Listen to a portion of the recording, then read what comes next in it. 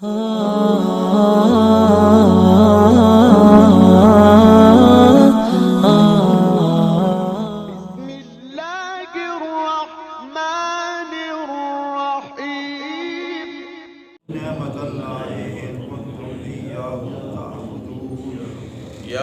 تأتی کل نفس،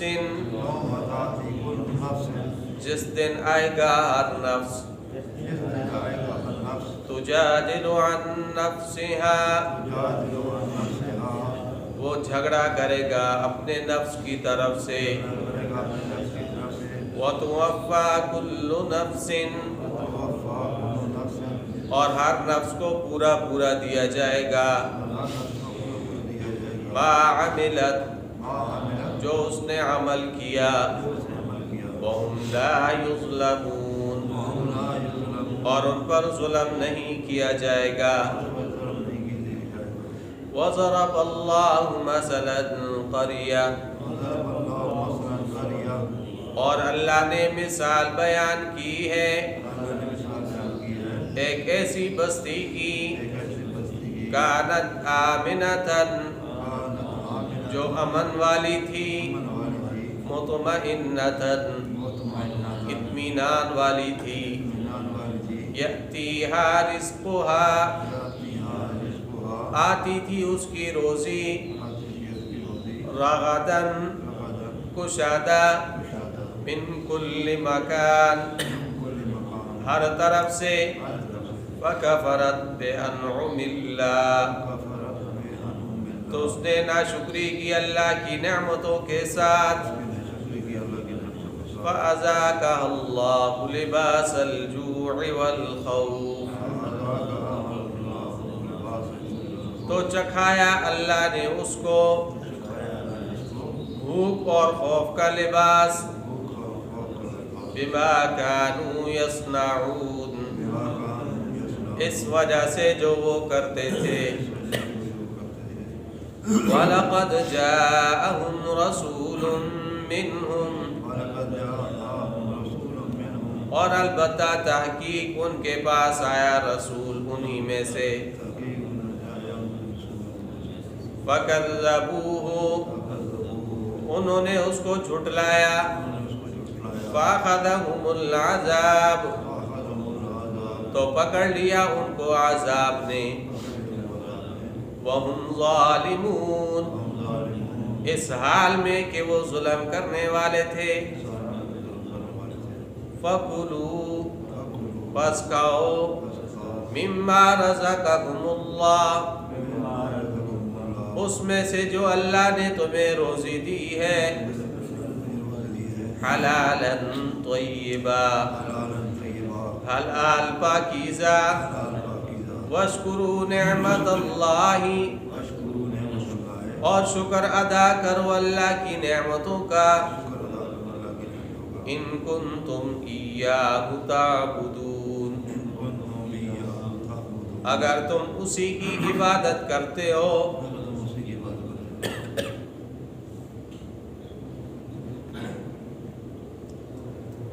پچھلی آیات کے اندر اس بات کا تذکرہ تھا کہ کلمہ کفر وہ زبان سے کہنا وہ ہے تو ناپسندیدہ، لیکن اگر کوئی انسان کو مجبور کر دے، مار دینے کی دھمکی دے یا کوئی عضو کاٹ دینے کی دھمکی دے، تو اس صورت کے اندر کلمہ کفر زبان سے کہنا جائز ہے، بشرطے کہ اس کا دل وہ ایمان کے ساتھ مطمئن ہو، یعنی دل کی گہرائی کے ساتھ وہ کلمہ کفر نہ کہے۔ تو گناہ کس پر ہوگا؟ گناہ اس شخص پر ہوگا جس نے دل کی گہرائی کے ساتھ کلمہ کفر کہا، یعنی دل اس کا ایمان کے ساتھ مطمئن نہیں تھا اور اس نے کلمہ کفر زبان سے بھی کہہ دیا، تو فرمایا فَعَلَيْهِمْ غَضَبٌ مِّنَ اللَّهِ، ایسے لوگوں پر اللہ کا غضب ہے، اور یہ اس وجہ سے کہ انہوں نے، ان کافروں نے دنیا کی زندگی کو آخرت کے مقابلے میں ترجیح دی، اور یہ ایسے لوگ ہیں جن کے دلوں پر اللہ نے مہر کر دی، ان کے کان بند ہیں اور ان کی آنکھوں پر پردہ ہے، اور یہ غافل ہیں۔ آج کی ان آیات میں اللہ تعالیٰ نے اس حقیر دنیا کی خاطر کفر اختیار کرنے والوں کو محاسبہ عمل کی منزل یاد دلائی ہے، یوم تأتی کل نفس تجادل عن نفسہا، اس وقت کو ذہن کے اندر رکھو جس دن ہر نفس آئے گا تجادل عن نفسہا، اپنے نفس کی طرف سے خود جھگڑا کرے گا. یعنی وہاں پہ کوئی وکیل، بیرسٹر، کوئی بھی نہیں ہوگا. انسان تنہ تنہا ہوگا اور اپنی طرف سے خود ہی انسان کو جواب دینا ہوگا. کوئی دوسرا آدمی درمیان میں نہیں ہوگا. اور وہ محاسبہ عمل اتنا دہشت کا ماحول ہوگا کہ حدیث شریف کے اندر آتا ہے نا، یؤتی بجہنم، کہ جہنم کو لایا جائے گا. تو کہتے ہیں کہ جہنم کی 70,000 زنجیریں اور ایک زنجیر کو 70,000 فرشتے کھینچ کے لائیں گے جہنم کو قریب. تو بہت زیادہ دہشت ہوگی. ہر بندہ اس وقت اپنی جان کے لالے اس کو پڑے ہوں گے کہ کسی طرح میں بچ جاؤں. ہر بندے کو اپنی فکر ہوگی. سورہ عبس کے اندر ہے نا، لِكُلِّ امْرِئٍ مِّنْهُمْ يَوْمَئِذٍ شَأْنٌ يُغْنِيهُ، ہر بندے کی حالت وہ دوسرے سے اس کو مستغنی کر دے. تو ایسا وقت آئے گا تو اس وقت کو یاد کرو. وَتُوَفَّى كُلُّ نَفْسٍ مَّا عَمِلَتْ، اور ہر نفس کو پورا بدلہ دیا جائے گا. وَهُمْ لَا يُظْلَمُونَ، اور ان پر ظلم بھی نہیں کیا جائے گا. یہ نہیں ہے کہ ایک بندے نے نیکیاں کی ہیں تو نیکیوں کا اجر اس کو کم ملے، ایسا بھی نہیں ہوگا. اور ایسا بھی نہیں ہوگا کہ گناہ ایک بندے نے کیا اور وبال دوسرے بندے پر ڈال دیے جائے. نہیں، جس نے جتنی برائی کی ہے اتنی برائی کا بدلہ اس کو ملے گا، اور جتنی اچھائی کی ہے اس اچھائی کا بدلہ بھی اسی کو ملے گا. وَهُمْ لَا يُظْلَمُونَ كُلُّ نَفْسٍ بِمَا كَسَبَتْ رَهِينَةٌ، ہر بندہ جو ہے وہ اپنے حساب کتاب کے اندر پھنسا ہوا ہوگا جس سے وہ نکل نہیں سکے. تو وَهُمْ لَا يُظْلَمُونَ، ان پر کوئی ظلم نہیں کیا جائے گا. آگے اللہ تعالیٰ نے ایک بستی کی مثال بیان فرمائی. وَضَرَبَ اللَّهُ مَثَلًا قَرْيَةً، اور بیان کی اللہ تعالیٰ نے مثال ایک بستی کی، ایسی بستی كَانَتْ آمِنَةً مُطْمَئِنَّةً، جو امن والی بھی تھی اور اطمینان والی بھی تھی. يَأْتِيهَا رِزْقُهَا رَغَدًا، کشادہ رزق اس کے پاس آتا تھا. مِنْ كُلِّ مَكَانٍ، ہر طرف سے.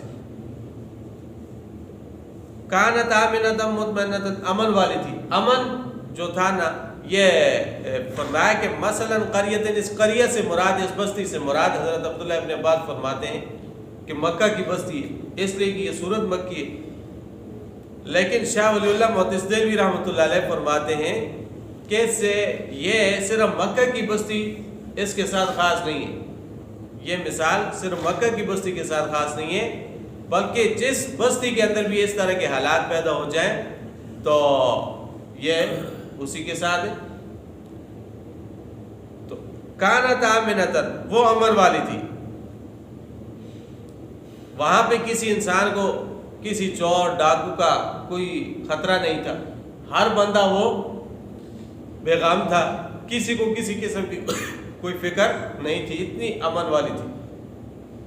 اور یہ امن والی کیوں تھی؟ اس لیے کہ ابراہیم علیہ السلام نے دعا مانگی تھی. اذ قال ابراہیم رب اجعل ھذا بلدا آمنا، اے اللہ اس جگہ کو امن والا بنا دے. تو اللہ تعالیٰ نے اس کے جواب میں کیا فرمایا؟ ومن دخلہ کان آمنا، جو بھی اس بستی کے اندر داخل ہو گیا تو وہ امن میں ہو جائے گا. وہاں پہ جو بندہ چلا جاتا ہے تو اس کو کوئی غم اور خطرہ، خوف نہیں ہوتا. اور دوسری چیز فرمائی یأتیہا رزقہا رغدا، کشادہ روزی اس کے پاس آتی تھی. من کل مکان، ہر طرف سے. یہ بھی ابراہیم علیہ السلام کی دعا تھی. وارزق آلہ من الثمرات، اے اللہ اس کے رہنے والوں کو پھلوں سے روزی عطا فرما. تو آج انسان دیکھے کہ وہاں پہ ان کے کوئی اپنے باغات نہیں ہیں، کوئی کھیتیاں نہیں ہیں، صحرا ہے، لیکن دنیا جہان کا پھل مکہ مکرمہ کے اندر پہنچتا ہے اور قیامت تک پہنچتا رہے گا. تو ابراہیم علیہ السلام نے یہ دعا کی تھی، وارزق آلہ من الثمرات. تو فرمایا من کل مکان، ہر طرف سے روزی آتی تھی. لیکن فکفرت بانعم اللہ، انہوں نے کیا کیا؟ اللہ کی نعمتوں کی ناقدری کی، ناشکری کی. کفر، ایمان اور توحید کے انکار کو بھی کفر کہا جاتا ہے، اور ناشکری پر بھی کفر کا اطلاق کیا جاتا ہے. جس طرح قرآن کریم کے دیگر مقامات میں اللہ نے انسان کی عام حالت کو بیان فرمایا، ان الانسان لظلوم کفار، کہ انسان بڑا ظالم اور بڑا ناشکرہ ہے، ظالم بھی اور ناشکرہ بھی۔ ہم نے اس کو اتنی زیادہ نعمتیں عطا فرمائی ہیں، اس کے باوجود وہ اللہ کا شکر ادا نہیں کرتا، الحمد تک زبان پر نہیں لاتا۔ تو اسی طرح اللہ نے ان بستی والوں کو 3 انعام دیے تھے، امن، اطمینان اور کشادہ روزی۔ انہوں نے ان تینوں کے ساتھ کیا کیا؟ کفر کیا، ناشکری کی، تو پھر اس کا نتیجہ کیا نکلا؟ فَأَذَاقَهَا اللَّهُ لِبَاسَ الْجُوعِ وَالْخَوْفِ، اللہ نے پھر ان کو بھوک اور خوف کا لباس چکھایا، بِمَا كَانُوا يَصْنَعُونَ، اس وجہ سے جو وہ کرتے تھے۔ پہلے رزق کی کشادگی تھی، اب جو ہے یہ ختم ہو گئی، اور پہلے امن تھا، اب وہ امن وہ خوف کے اندر وہ تبدیل ہو گئے۔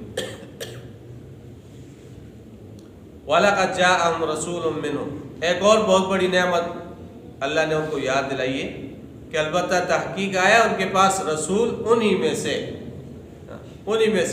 قریش میں سے، عرب میں سے، اور یہ اس کو جانتے پہچانتے، یعرفونہ کما یعرفون ابناءہم، اپنے بیٹوں کی طرح پہچانتے، اور یہ بھی کہتے ہیں کہ یہ نبی جو ہے یہ امانتدار ہے، یہ دیانتدار ہے، اس کے اخلاق وہ بہت اعلیٰ ہے، یہ سب کچھ وہ مانتے ہیں، لیکن پھر بھی انہوں نے کیا کیا؟ فَكَذَّبُوا، جب اللہ کے نبی نے ان کو اللہ کا پیغام پہنچایا تو انہوں نے پھر اس کا انکار کر دیا، نبی کی رسالت کو تسلیم کرنے سے انکار کر دیا، تو پھر کیا ہوا؟ فَأَخَذَهُمُ الْعَذَابُ وَهُمْ ظَالِمُونَ، ان کو عذاب نے پکڑ لیا اس حال میں کہ وہ ظلم کرنے والے۔ نبی اکرم صلی اللہ علیہ وسلم نے وہ دعا فرمائی تھی مکہ والوں کے بارے میں، اللہم اجعل علیہم سنین کسنی یوسف، اے اللہ ان پر وہی سال نازل فرما جو تو نے یوسف کے زمانے میں قحط کے سال نازل فرمائے ڈالے تھے۔ تو پھر اسی طرح ہوا، یوسف علیہ السلام کے زمانے کا قحط وہ بھی بڑا مشہور ہے، اور پھر جب آپ علیہ السلام نے وہ دعا فرمائی تو یہاں پہ بھی یہ قحط کا زمانہ وہ ہو گیا، تو ہر طرف وہ خشکی نظر آتی تھی، اوپر دیکھتے تھے تو صرف دھواں نظر آتا تھا، کھانے کو کچھ نہیں ملتا تھا، یہاں تک کہ کتابوں میں لکھا ہے کہ لوگ مردار اور چمڑا کھانے پر مجبور ہو گئے تھے، تو کہاں وہ رزق کی کشادگی، اور جب انہوں نے نعمتوں کی ناقدری کی تو پھر یہ وقت آ گیا، اور پھر اسی طرح دوسری چیز ان کو اللہ نے امن و امان دیا تھا، اطمینان دیا تھا، وہ بھی ختم ہو گئے۔ جب آپ علیہ السلام نے ان کو دعوت دی، انہوں نے جھٹلا دیا، تو آپ علیہ السلام مکہ چھوڑنے پہ مجبور ہو گئے، آپ نے مکہ چھوڑ دیا، مدینہ کو دارالاسلام بنا دیا، مدینہ منورہ گئے تو وہاں پہ اللہ نے مسلمانوں کو طاقت عطا فرما دی۔ اب جب مسلمانوں کے پاس طاقت نہیں تو مکہ والے یہ خوفزدہ ہو گئے، ان کے اوپر خوف طاری ہو گئے، جب تک مکہ فتح نہ ہوا اس وقت تک ان کے اوپر خوف ہی طاری رہا کہ کسی نہ کسی وقت یہ مسلمان ہم پر حملہ کر سکتے۔ تو اللہ نے انعامات سے نوازا تھا، لیکن جب ناقدری کی تو پھر یہ حال ہوا، فَأَخَذَهُمُ الْعَذَابُ وَهُمْ ظَالِمُونَ۔ حضرت عبداللہ ابن عباس رضی اللہ تعالیٰ فرماتے ہیں کہ یہ نہیں ہے کہ صرف مکہ والوں کے ساتھ ایسا ہوا، نہیں، بلکہ جن کو بھی اللہ نے انعامات سے نوازا اور اللہ نے ان کے پاس رسول بھیجے، لیکن انہوں نے رسولوں کی تکذیب کی اور نعمتوں کی ناقدری کی، تو ان پر اسی طرح کا عذاب آیا۔